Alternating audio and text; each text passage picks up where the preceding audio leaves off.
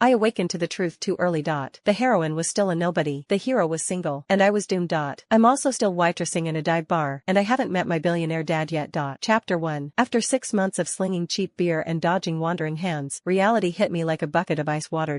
I wasn't just living a miserable life, I was living in a romance novel. And I wasn't the protagonist. I was the villainess, the evil stepsister, the one everyone hates. According to the plot, tomorrow my billionaire dad will find me.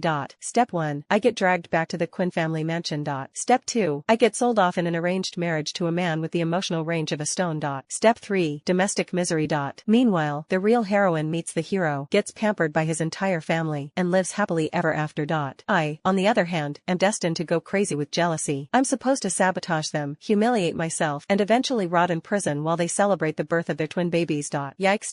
Which sadistic author wrote this garbage? Rich dad? Check. Husband with unlimited credit cards? Check.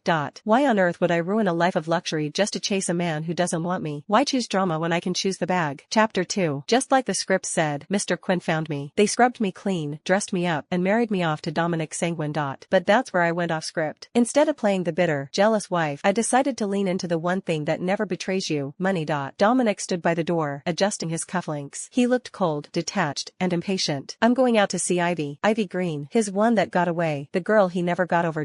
In the original book, this is where I scream, cry, and throw a vase. Instead, I looked up from my magazine and smiled politely. I'd suggest white roses. Dominic. Miss Green hates red ones. Don't mess it up. Dominic froze. He turned slowly, his brows knitting together. He had every right to be confused. I should have blocked the door. In my old life, I had morals. Marriage meant loyalty, but that was then. Now, I'm Harper Quinn, and I'm strictly business.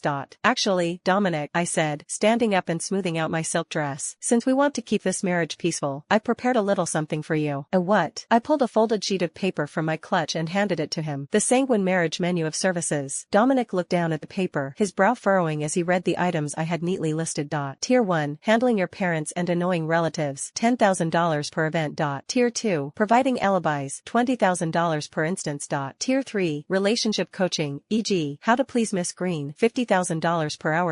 What is this? His voice dropped to a dangerous growl. I leaned against the console table, tapping my chin playfully. Just a fee schedule. I'm not just your wife on paper, Mr. Sanguine. Think of me as your most expensive consultant. Dominic stared at me. The silence stretched, heavy and thick. People usually just ask for a divorce, he finally said. Charging your husband a consulting fee to help him cheat, that's new. Divorce is messy. This is efficient. I shrugged, my eyes gleaming. Besides, men are unreliable. Dominic. Cash is forever. Dominic crushed the paper, his knuckles turning white. He looked at the list, then back at me, a flicker of something unreadable in his dark eyes. You're unbelievable. I'm expensive, I corrected with a wink. Cash or wire transfer. I don't take checks. Chapter 3. The transfer notification had barely faded from my screen when my phone buzzed. Bella Knight.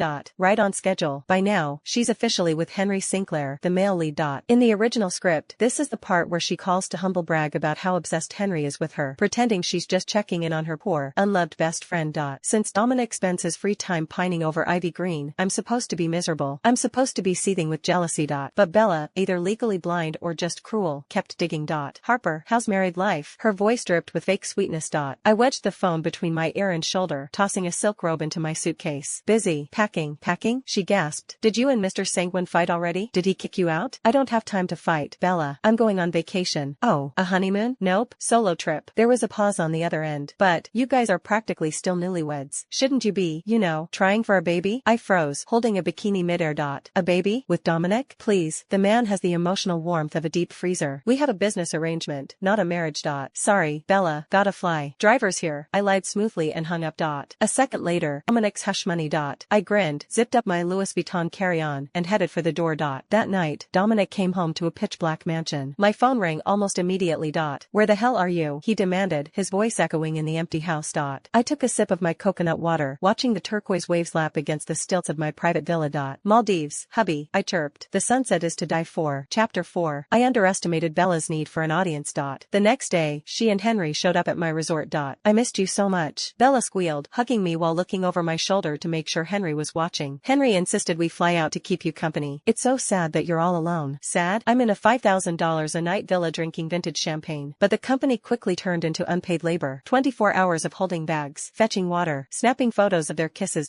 Harper, hold my bag while I take a selfie. Harper, can you grab us some water? Harper, take a picture of us kissing. In the book, I let them walk all over me because I was desperate for validation. I was the side character character in their love story, eating their crumbs. Not today. The next morning, in the Grand Hotel lobby, Henry and